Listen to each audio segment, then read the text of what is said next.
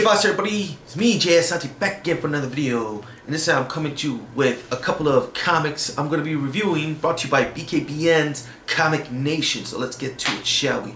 First up we have is from DC is Green Lantern, The New Guardians issue 14. This is part of the whole Rise of the Third Army type of thing, and this is Kyle Rayner going to try to master the Yellow Lantern power of fear. And overall I thought this was alright. It was an alright book. I like what they're having Kyle Rayner become. They want him to become the White Lantern, but I don't know, for some reason this issue was only alright for me, and the artwork was I really don't like the artwork, but I will have to give this a 3 out of 5. Okay, next one we have is Red Hood and the Outlaws issue 14. Basically the Outlaws come face to face with Superman and lots of talking, a couple of fight scenes. All in all, didn't get much done. They talked about this alien trying to recruit other aliens, and it was okay. It was just basically kind of a filler for the next issue, which ties into Death of a Family. So again, not a big fan of the art here. It's okay at some points, but really also not a big fan of the writer on this book. I do not like the writer on this book at all. So I would have to give this just a very low 3 out of 5. And next one from DC, once again, is Justice League issue 14. And it is part 2 of the Mystery of Cheetah. You know, Cheetah, the classic Wonder Woman villainess. And again, this is another book that I thought was only alright. They did have some interesting tidbits here and there, like the history behind the Cheetah powers and the more interaction between Superman and Wonder Woman and their relationship is going. But as the story overall, I thought was only average. I went into this book with very high expectations, because the last issue, that was part 1 of this story, was really good, and this kind of fell flat. So I would have to give this a 3.5 out of 5. Alright, next one we have is Indestructible Hulk issue 1. This is part of Marvel Now. It's the new #1 issue, as you can see with #1 issue 1. Thought this was really good. Really like the artwork. I like the whole...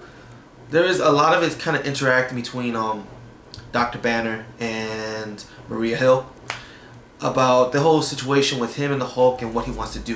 I thought it was really interesting. I thought it was a really cool idea of how they want to play off the Bruce Banner Hulk thing going, and I'm in it. I'm in this book. I'm into this story so far. So I will have to give this a solid 4 out of 5. Next up, we have Deadpool issue 2. This book was so much fun to read. It's Deadpool going up against zombie presidents. It's hilarious. He goes up against Teddy Roosevelt and punches him in the balls. That is some funny stuff. It's a fun book, and I'm glad that they went with this route with Deadpool. I will have to give this a strong 4.5 out of 5. Next up is Minimum Carnage Omega issue 1. This is actually the final issue of the whole Minimum Carnage storyline. And I was into this book going into it. The last issue, which was a tie-in with Venom. And I kind of just like, you know what, I'm kind of done with this book. I'm really not liking where they're going with this. And I read this issue and I liked it. I liked what they did. And the way they handled the end of Cletus Cassidy, who is Carnage, it's interesting. I'm kind of wondering what they're going to do with that in the future. But I definitely believe that they're going to put Carnage, put him back on the shelf, not use him for a while. But I definitely think we'll see him again soon. Probably within the next year or so.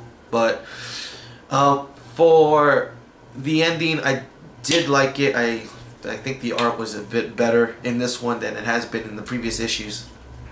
And overall, I would give this a 4 out of 5. I might be a bit too generous, but I do think that it ended off pretty well for me, of course.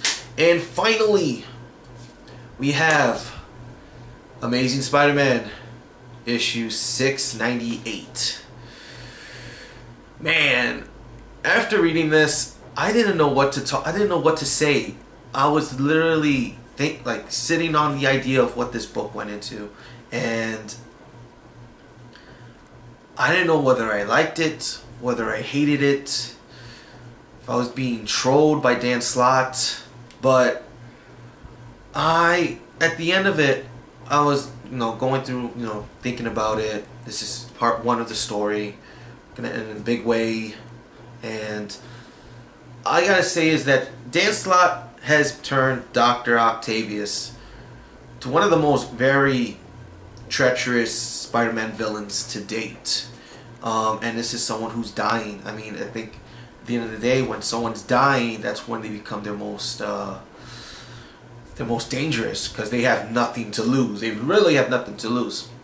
But after thinking about it, I thought this was a really, really well done issue, and I don't know how everyone else on the Comic Nation crew is going to react to this, but this is definitely my pick of the week. I give it a very high 4 out of 5. It's not a 5 out of 5 because I want to see how the rest of the story plays out.